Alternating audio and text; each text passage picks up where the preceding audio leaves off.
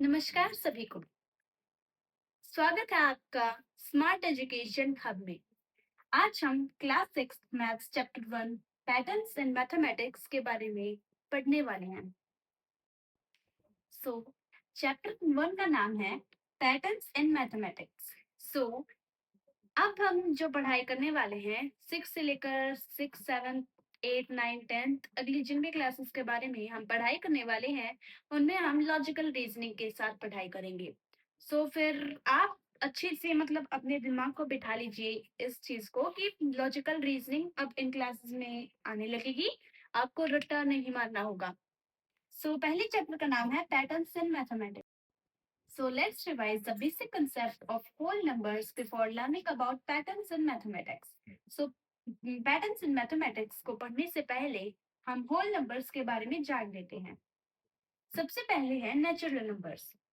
जो नंबर्स 1 से लेकर इंफिनिटी तक जाते हैं उनको नेचुरल नंबर्स कहते हैं। For example 1, 2, 3, 4 etcetera. So easy way में बताऊं तो नेचुरल नंबर्स 1 से शुरू होते हैं और आपको इसी तरह से आपको ये याद करने हैं। फिर आते हैं होल नंबर्स। जो नंबर्स 0 से शुरू होते हैं जिनमें 0 इंक्लूडेड होता है उनको हम होल नंबर्स कहते हैं। होल नंबर्स और नेचुरल नंबर्स में नेगेटिव नंबर्स नहीं इंक्लूड होते हैं। सो होल नंबर्स को अगर आप देखो तो होल नंबर्स में 0 आता है, यानी कि होल की स्पेलिंग में 0 आता है। उसी से आप ये याद कर सकते हैं कि होल नंबर्स में 0 से शुरू होते हैं। नेचुरल नंबर्स की जो सबसे छोटा नेचुरल नंबर है और जो सबसे पहला नेचुरल नंबर है वो है 1। सबसे छोटा और सबसे पहला होल नंबर है 0। नेचुरल नंबर और होल नंबर्स में कोई भी सबसे बड़ा नंबर नहीं होता है, ये इंफिनिटी तक जाते हैं। चलिए मान लेते हैं ए, बी और सी कोई नंबर है। कोई भी नंबर्स आप ले सकते हो, 1, 2, 3 कोई भी नंबर्स ले सकते हो। अगर ए, बी, सी होल नंबर्स हैं तो ए प्लस बी का जो आंसर आएगा वो भी एक होल नंबर ही होगा, यानी कि वो नेगेटिव नंबर नहीं हो सकता है, वो होल नंबर ही होगा। A multiply B is equal to whole number, यानी कि ए मल्टीप्लाई बी भी होल नंबर ही आंसर आएगा। ए माइनस बी या फिर A divided by B whole number नहीं हो सकता है। फॉर एग्जाम्पल अगर हम ए को मान ले 2 और बी को मान ले 4, 2 माइनस 4 का आंसर होगा -2, जो कि एक नेगेटिव नंबर है, उसको हम होल नंबर नहीं मान सकते। वैसे ही ए डिवाइडेड बाई बी, अगर ए को हम 4 मान ले और बी को हम 2 मान ले तो इसमें भी आंसर नहीं आ सकता है, क्योंकि 4 की टेबल में 2 आता ही नहीं। अब हम बात करने वाले हैं प्रॉपर्टीज के बारे में। सबसे पहली है कॉम्यूटेटिव प्रॉपर्टी। कॉम्यूटेटिव प्रॉपर्टी का मतलब होता है कि अगर ए और बी कोई इंटीजर हैं फिर A plus B is equal to B plus A, यानी कि ए प्लस बी का जो आंसर आएगा उसको हम बी प्लस ए में भी लिख सकते हैं। फॉर एग्जाम्पल अगर ए को हम माने 2, बी को हम माने 4, ए प्लस बी यानी कि 2 प्लस 4 इज इक्वल टू 6। हम इसको ऐसे भी लिख सकते हैं 4 प्लस 2, जो इसका भी आंसर 6 ही आएगा। हम इसको दोनों वे में लिख सकते हैं, आगे पीछे करके लिख सकते हैं।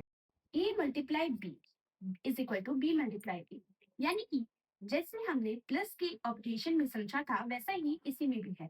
अगर हम ए को 2 माने और बी को भी हम 2 ही माने, 2 मल्टीप्लाई 2 इज इक्वल टू 4। अगर बी अगर हम इनको दोनों को ही 2 मान रहे हैं तो फिर हमें इनको दोनों को भी 2 ही मानना होगा। आंसर आएगा 4।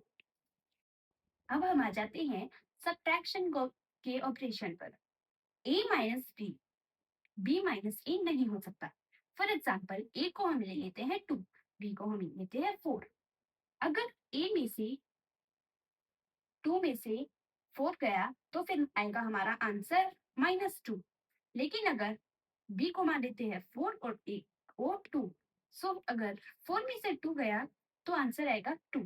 अब ये दोनों इन दोनों के आंसर बिल्कुल सिमिलर है, बस अंतर क्या है कि इसके आंसर के आगे -2 आ रहा है, लेकिन यही माइनस का साइन बहुत बड़ा डिफरेंस बना देता है। ये समझ लो कि इनके बीच में फोर फोर नंबर्स का डिफरेंस हो चुका है। Similarly, A divided by B is not equal to B divided by A. यानी कि अगर हम A को B से डिवाइड कर रहे हैं तो फिर उसका answer B divided by A यानी कि सेम नहीं आ सकता है। प्लस और मल्टीप्लिकेशन के ऑपरेशन में ही सेम आंसर आ सकता है, बट माइनस और डिवीजन के ऑपरेशन में ये आंसर सिमिलर नहीं आ सकता। सो इसमें हम कॉम्यूटेटिव प्रॉपर्टी को नहीं मान सकते।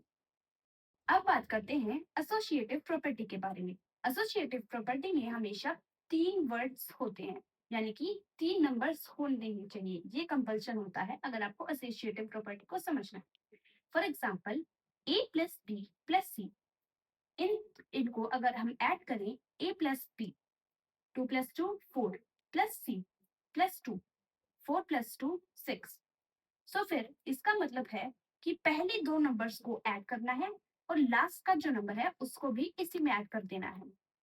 यानी कि इसका जो आंसर आता है उसमें ये भी ऐड कर देना है। यहाँ पर भी यही है, बस डिफरेंस क्या है, इसमें इसमें पीछे वाले नंबर्स को ऐड करते हैं और फिर जो आंसर आता है उसको फर्स्ट नंबर के साथ जो आगे नंबर होता है उसके साथ ऐड कर देते हैं। सिमिलरली, अगर हम मल्टीप्लिकेशन के ऑपरेशन में देखें तो फिर इसमें भी प्लस के ऑपरेशन जैसा ही है। For example, a multiplied b, 2 multiplied 2 is equal to 4, multiply c, 4 multiply 2 is equal to 8। So फिर इसमें अगर हम यहाँ पर भी देखें, a मल्टीप्लाई यानी कि 2 मल्टीप्लाई b मल्टीप्लाई 2 यानी कि 2 मल्टीप्लाई 2 मल्टीप्लाई 2, इन दोनों का आंसर आ गया 4 और फिर ए के साथ इनको मल्टीप्लाई करके हमारा आंसर आ जाता है 8। सो इसमें भी यही सिमिलर ऑपरेशन, इसमें भी यही सिमिलर प्रॉपर्टी यूज हो रही है, यानी कि इन दोनों में ये प्रॉपर्टी यूज हो रही है। अब आ जाते हैं हम माइनस के ऑपरेशन पर, यानी कि सबट्रैक्शन के ऑपरेशन पर। a माइनस यानी कि 2 minus b, 2 minus 2 0, minus c, minus 2, हमारा आंसर आ जाता है -2। So is not equal to a minus b minus c, यानी कि अगर हम b माइनस c करेंगे और उसी आंसर को a के साथ माइनस कर देंगे तो फिर आंसर सिमिलर इसके जैसा नहीं आ सकता है। कुछ केसेस में ऐसा हो सकता है कि आ सकता है, बट कुछ केसेस में नहीं भी आ सकता है। सो इस प्रॉपर्टी में ये एसोसिएटिव प्रॉपर्टी नहीं इंक्लूड होती। a divided by b divided by c is not equal to a divided by b divided by c। यानी कि अगर हम a को b से डिवाइड करते हैं और इसका जो आंसर आता है उसको c के साथ डिवाइड करते हैं, तो जो आंसर आता है वो इसके जैसा सिमिलर नहीं हो सकता है। सो इसमें भी माइनस और डिवीजन, इन दोनों में एसोसिएटिव प्रॉपर्टी नहीं इंक्लूड होती है, बस प्लस और मल्टीप्लिकेशन के ऑपरेशन में इंक्लूडेड होती है। अब हम बात करेंगे डिस्ट्रीब्यूटिव प्रॉपर्टी में। डिस्ट्रीब्यूटिव प्रॉपर्टी में भी थ्री नंबर्स ही होते हैं। For example, a multiply b plus c। अब डिस्ट्रीब्यूटिव प्रॉपर्टी में हम डिस्ट्रीब्यूट करते हैं, इसमें सेम ऑपरेशन यूज नहीं होता, इसमें अलग अलग ऑपरेशन यूज होते हैं। जहाँ पे इन ऑपरेशन, इन प्रॉपर्टीज में सेम ऑपरेशन यूज हो रहा है, यहाँ पर अलग अलग ऑपरेशन यूज होते हैं। For example, a multiply b, b multiplies b plus c is equal to a multiply b plus a multiply c। अगर ये है, a को हम कोई नंबर मान ले और उसको मल्टीप्लाई करना हो b प्लस c के आंसर के साथ, तो हम इसको ऐसे भी लिख सकते हैं, यानी कि a मल्टीप्लाई b जो कि यहाँ पर दे रखा है, प्लस का ऑपरेशन है तो प्लस का साइन लगा के a को c से भी मल्टीप्लाई कर देंगे। a multiply b minus c is equal to a multiply b minus a multiply c। अब इसमें माइनस का ऑपरेशन यूज हो रहा है, इंक्लूडेड हो रहा है, बस इसमें यहाँ पे प्लस का साइन लगाना था, यहाँ पे माइनस का साइन लगाना है। a को हम इंटीजर मान लेते हैं 2, b को हम मान लेते हैं 3, c को हम मान लेते हैं 4। सो 3 माइनस 4, आंसर इज -1, और a को इसके साथ मल्टीप्लाई किया, यानी कि 2 मल्टीप्लाई -1 इज इक्वल टू -2। सो फिर इसको हम ऐसे भी लिख सकते हैं, a मल्टीप्लाई b यानी कि 2 मल्टीप्लाई 3 माइनस 2 मल्टीप्लाई -2 मल्टीप्लाई 4। अब हम 0 और 1 की प्रॉपर्टीज के बारे में बात करने वाले हैं। प्लस 0 इज इक्वल टू ए। ए को अभी यहाँ पे हम मानेंगे 2। 2 प्लस 0 2 ही आंसर आएगा। 2 माइनस 0 2 ही आंसर आएगा। 2 मल्टीप्लाई 0 0 आंसर आएगा। 0 डिवाइडेड बाय 2 0 ही आंसर आएगा। 8 डिवाइडेड बाय 0 ये पॉसिबल ही नहीं है।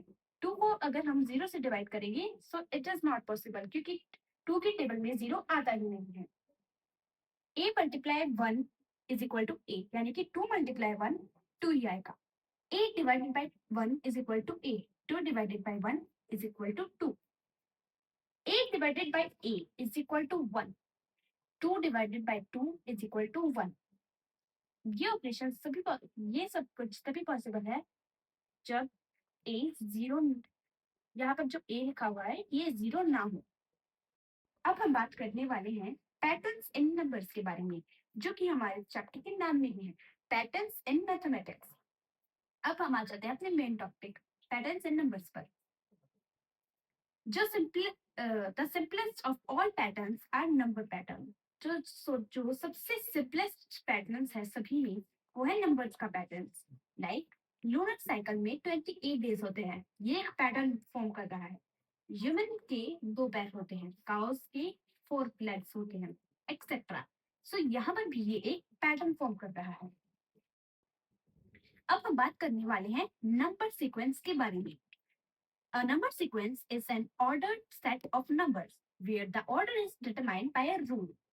एक नंबर सीक्वेंस एक सेट होता है नंबर्स का, जिसको एक ऑर्डर दिया जाता होता है कि तुम्हें यही काम करना है, जहां पे ऑर्डर रूल के द्वारा प्रयोग किया जाता है। कुछ कॉमन नंबर सीक्वेंसेस हैं लाइक 1 2 3 4 5 6। इनका नाम दिया गया है नेचुरल या फिर काउंटिंग नंबर्स। इनका ऑर्डर ये है कि हर एक में ऐड कर प्लस 1 करते जाना है। नेक्स्ट 2 4 6 8 10, इनको नाम दिया गया है इवन नंबर, यानी कि जो 2 की टेबल होती है उनको नाम दिया गया है इवन नंबर। नेक्स्ट 1 3 5 7 9, यानी कि एक एक के गैप, इनके बीच में 1 नंबर का गैप है, इनको कहेंगे ओड नंबर। 2 3 5 7 11, इनको हम कहेंगे प्राइम नंबर। अब प्राइम नंबर क्या होते हैं? जो नंबर किसी भी टेबल में नहीं आते हैं, जैसे कि 2 किसी भी टेबल में नहीं आता है, 3 भी किसी टेबल में नहीं आता है, 5 भी किसी टेबल में नहीं आता है, ना ही 7 और ना ही 11 किसी टेबल में आता है। नेक्स्ट 4 6 8 9 10, इनको हम कहेंगे कॉम्पोजिट नंबर्स। कॉम्पोजिट नंबर्स क्या होते हैं? जो नंबर किसी ना किसी टेबल में आते ही आते हैं। 4 2 की टेबल और अपनी टेबल में भी आ जाता है। 6 3 2 6 अपनी टेबल में भी आ जाता है। 8 2 4 अपनी टेबल में भी आ जाता है। 9 आ जाता है 3 और अपनी टेबल में। 10 आ जाता है 5 2 5 और अपनी टेबल में। इनको हम कहेंगे composite numbers. Visualizing number sequences arrangement of numbers in geometrical shapes using dots. तो अब हम इन नंबर्स को डॉट्स के द्वारा लिखने वाले हैं। 1, अगर हमें 1 लिखना है तो 1 डॉट लगा देना है। 2 लिखना है तो 2 डॉट लगा देना है। 3 लिखना है तो 3 डॉट लगा देना है। अब आप चाहे इसे सीधा लिखो चाहे वर्टिकली लिखो, this is your choice. Next इनको हम कहेंगे natural number. Next 2 2 dot, 4 square बना दे, 6 एक रेक्टेंगल बना दो, इनको हम कहेंगे इवन नंबर। और इनके नीचे लिखे गए और इनके नीचे आपको नंबर्स लिखने हैं। अब यहाँ पे आ जाता है 1 3 डॉट्स एंड 5 डॉट्स, तो इनको हम कहेंगे odd number. Also we will see how numbers can be arranged as.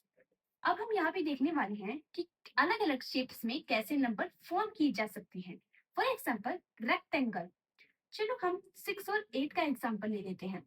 अब हमें रेक्टेंगल की शेप में डॉट्स को लिखना है, बट ये तभी पॉसिबल है तब जब हम इवन नंबर्स को इंक्लूड करें। और नंबर्स को इंक्लूड करेंगे सो यहाँ पे एक एक स्पेस रह जाता है। सो इसमें इवन नंबर्स का होना कंपल्सन है। सो जैसे रेक्टेंगल की शेप फॉर्म करनी है तो यहाँ पे 6 के लिए हम 3 डॉट्स ले लेंगे ऊपर और नीचे। और अगर आपको वर्टिकली लिखना है तो फिर सीधी 3 डॉट्स लगा देंगे 2 लाइन्स में।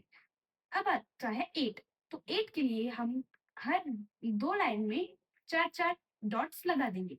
और अगर आपको वर्टिकली लिखना है तो फिर सीधी स्ट्रेट लाइन में लगा देंगे हम 4-4 डॉट्स। 2 लाइन्स में 4 dots. Numbers represented by dots as rectangle are rectangular number. तो जो डॉट्स रेक्टेंगल की शेप में बनाए जाते हैं उनको हम कहते हैं रेक्टेंगुलर नंबर। तो आप यहाँ पे देख सकते हैं ये रेक्टेंगल की शेप को फॉर्म करने लग रहे हैं, तो इनको अब हम कहेंगे rectangular number. Next is square. Look at the following diagrams. 1 dot, 4 dots, 9 dots. 1 multiply 1 is equal to 1 is the power, 2 is the power of 1, जिसका आंसर आएगा 1। अब यहाँ पे आते हैं 2। 2 मल्टीप्लाई 2 इज इक्वल टू 2 की पावर है 2, जिसका आंसर आता है 4। अब यहाँ पे आते हैं 3 डॉट्स। 1 2 3, 3 लाइन्स हैं और यहाँ पे हर एक लाइन में 3 डॉट्स हैं। सो 3 मल्टीप्लाई 3 इज इक्वल टू 3 की पावर है 2, जिसका आंसर आता है 9। अब हम आपको बताने वाले हैं कि एक नंबर का स्क्वायर कैसे निकालते हैं। तो अगर यहाँ पे आप देख सकते हैं 3 को 3 की पावर 2 दी गई है, तो आपको 3 को 2 बार मल्टीप्लाई करना है। सिमिलरली अगर यहाँ पे